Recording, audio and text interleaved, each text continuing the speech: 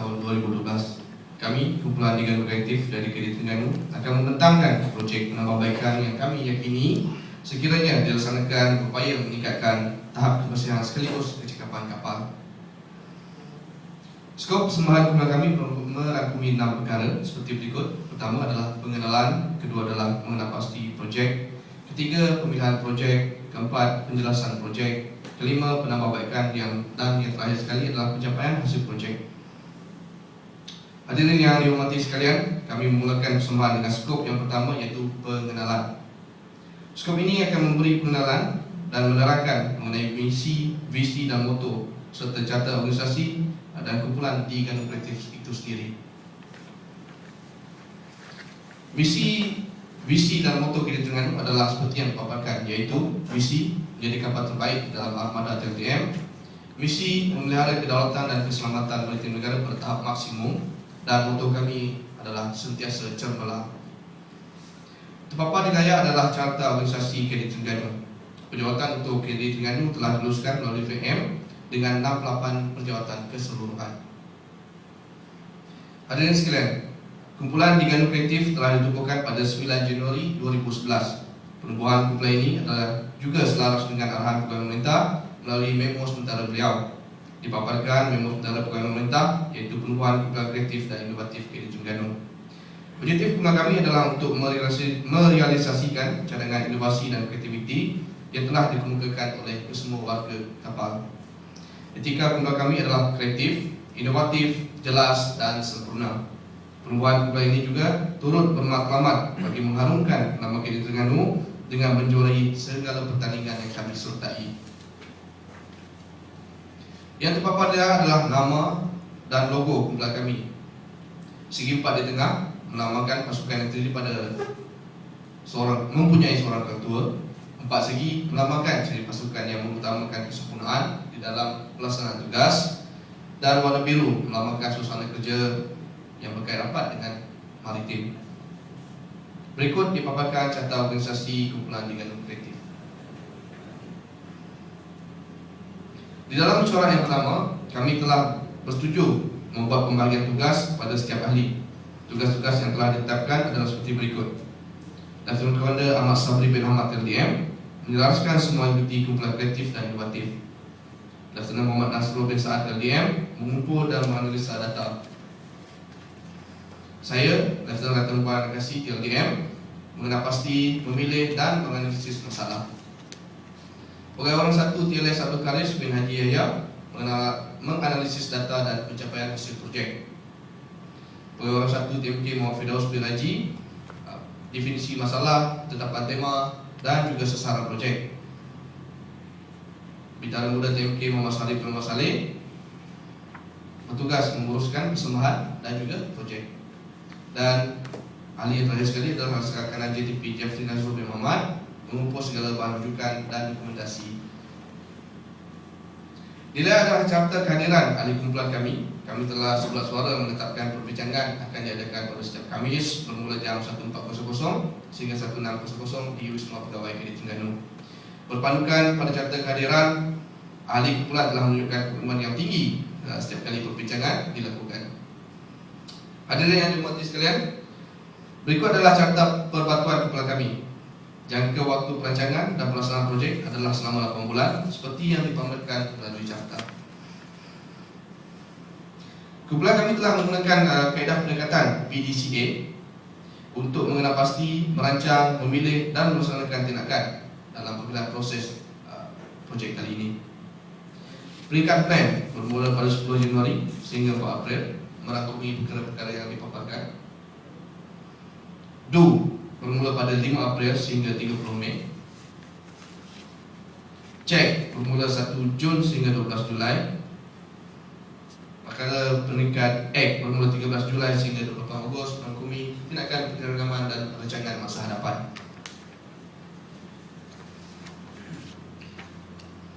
Kami meneruskan persembahan dengan skop kami yang kedua, iaitu mengenal pasti projek.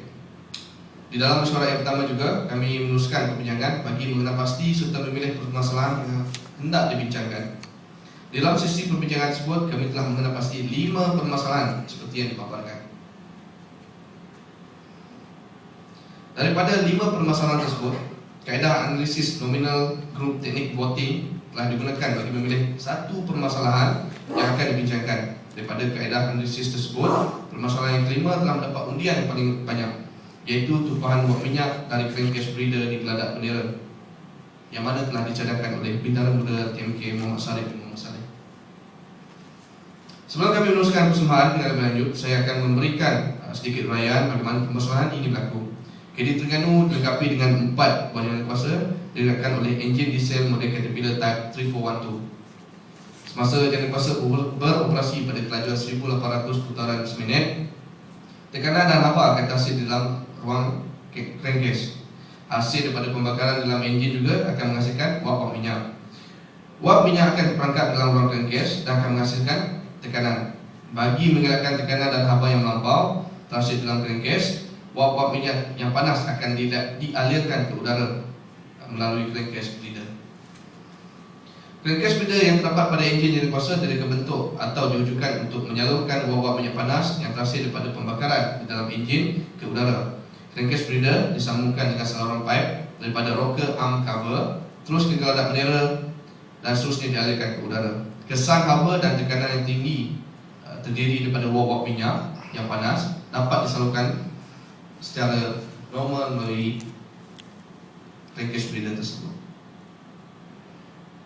Sebelum projek animasi ini dilaksanakan, wap minyak panas yang disalurkan melalui saluran crankcase breeder akan menitis di atas Geladak Bendera dan juga struktur utama. Keadaan tersebut akan menyebabkan geladak menjadi kotor sekaligus menjejaskan kebersihan dan juga rupa cara kapal. Pada mulanya, warga kapal telah mengambil inisiatif dengan menggunakan botol plastik sebagai takungan sementara untuk wap minyak tersebut. Inisiatif yang terambil dapat mengurangkan jumlah wap minyak yang menitis di Geladak Bendera dan juga struktur utama. Walau bagaimanapun, inisiatif tersebut tidak praktikal jika dibandingkan dengan keupayaan dan keceriaan kapal daripada kelas ini. Kami telah menggunakan teknik 5 wife 1 husband bagi mengupas dan mengurangkan permasalahan tersebut. What? Apa? Tumpahan minyak yang memotokkan geladak. When? Bila? Semasa jalan kuasa kapal beroperasi. Where? Di mana? Di Geladak Bendera. Who? Siapa? Awasan bertugas. Why? Mengapa? Kotoran perlu dibersihkan pada setiap masa. Dan yang terakhir sekali, how? Bagaimana? Apabila jalan kuasa beroperasi, wap minyak akan keluar melalui crankcase breeder dan akan menitis di Geladak Bendera. Implikasi sekiranya projek animasi tersebut tidak terserangkan terdapat 2, iaitu pertama, tahap kebersihan menurun, dan kedua, moral anak-anak kapal menurun kerana senggaraan yang kerap dengan kekuatan anak-anak kapal yang terhad. Hadirin sekalian, dengan menggunakan gambar rajah teknik Ishikawa, kami telah menyeraikan masalah-masalah yang menyumbang pada masalah tumpahan wap minyak daripada saluran crankcase breeder di Geladak Bendera. Daripada gambar rajah tersebut, kami menggunakan kaedah analisis dan pemilihan punca masalah untuk menguraikan dengan lebih lanjut 4 kategori, iaitu pertama, faktor manusia yang kurang pengetahuan dan kurang mahir. Kedua, faktor alat iaitu kurang praktikal, pengendalian yang sukar dan reka bentuk yang tidak sesuai. Khususnya faktor kaedah iaitu kurang berkesan dan tidak mengikut prosedur. Dan yang terakhir, faktor bahan iaitu kurang kualiti dan usang.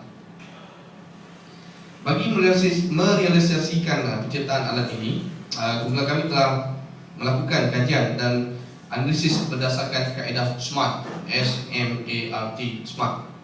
Okay. S yang pertama, spesifik, iaitu mengelakkan tumpahan minyak. M, measurable, mengurangkan masa senggaraan yang dilakukan daripada senggaraan setiap hari kepada sebulan sekali. Achievable, iaitu projek ini mampu dilaksanakan. R, realistic dan mempunyai faedah kegunaannya. Dan juga time frame, mencapai dengan masa yang ditetapkan, itu selepas 1 bulan projek ini dilaksanakan. Baiklah, seterusnya saya menjemput Pegawai 1 TMK Muhammad Firdaus bagi meneruskan persembahan projek kumpulan.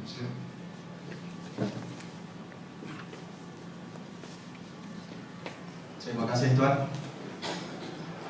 Kami meneruskan persembahan dengan skop yang ketiga, iaitu pemilihan projek. Tema yang telah kami persetujui adalah meningkatkan tahap kebersihan di kapal.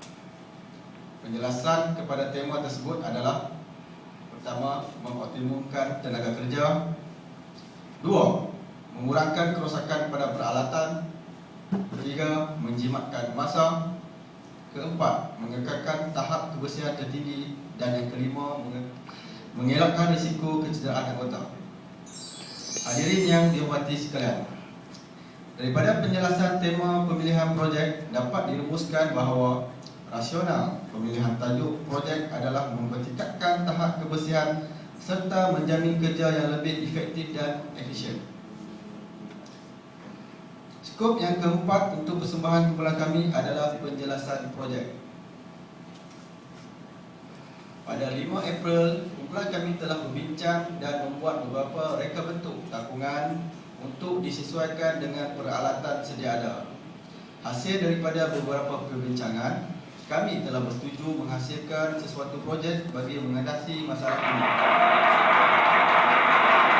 Setelah dipersetujui oleh semua ahli kumpulan, kami dengan ini memperkenalkan EasyBreed.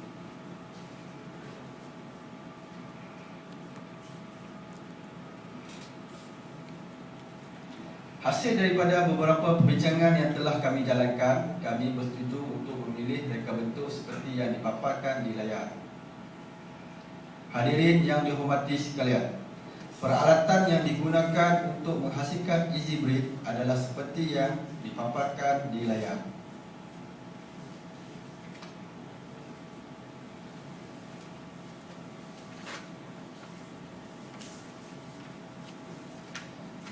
Dipaparkan pandangan hadapan EasyBreed. Secara keseluruhannya, penghasilan projek inovasi EasyBreed telah memberi impak yang besar kepada KDP Terengganu. Ciri-ciri inovasi yang terdapat pada EasyBreed adalah mudah digunakan dengan konsep plug and play. Ia juga dikendalikan dan dipasang tanpa memerlukan alat bantuan. EasyBreed juga boleh dikendalikan oleh anggota bukan daripada cawangan teknikal. Ciri-ciri inovasi lain seperti pemantauan minima dalam pengoperasian peralatan juga penting kerana ia dapat mengurangkan tenaga kerja dan menjimatkan masa. Warga kapal juga dapat bekerja dengan lebih efektif dan efisien. EasyBreed juga dapat diinovasikan lagi agar dapat berfungsi lebih fleksibel. Skop yang kelima yang akan dibincangkan seterusnya adalah penambahbaikan. Penghasilan EasyBreed telah dapat menyelesaikan masalah tumpahan wap minyak daripada crankcase breeder di geladak bendera. Kos penghasilan untuk sebuah EasyBreed adalah RM18.80. Penjimatan kos pembelanjaan pembuatan EasyBreed dapat dilihat dalam jangka masa yang panjang. Jika sebelum ini, wap minyak yang terhasil daripada crankcase breeder akan mengalir ke dalam takungan daripada botol plastik yang berisiko tinggi untuk tumpah ke geladak bendera. Kini dengan penghasilan EasyBreed dapat memelihara geladak daripada rosak sekaligus dapat menjimatkan kos dan kegerapan rawatan seperti mengecat ke atas geladak bendera. Untuk makluman para hadirin sekalian, setiap peralatan memerlukan kos untuk senggaraan bagi memanjangkan jangka hayatnya. Untuk EasyBreed, kos senggaraan untuk setahun hanya menelan belanja sebanyak RM3 sahaja, iaitu hanya untuk penukaran bol bab.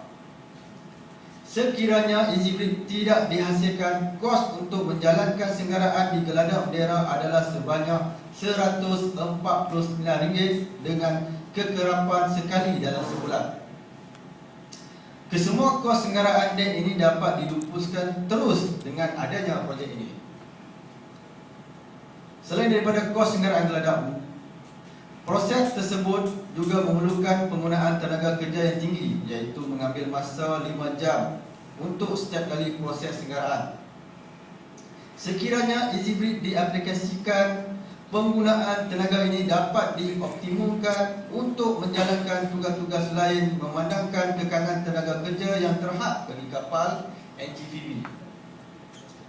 Para hadirin sekalian, setelah projek ini dijalankan, kumpulan kami telah membuat pengiraan bagi mencari penjimatan kos yang dapat dibuat dalam masa setahun. Kos senggaraan geladak menelan belanja RM1,788 setahun. manakala kos senggaraan untuk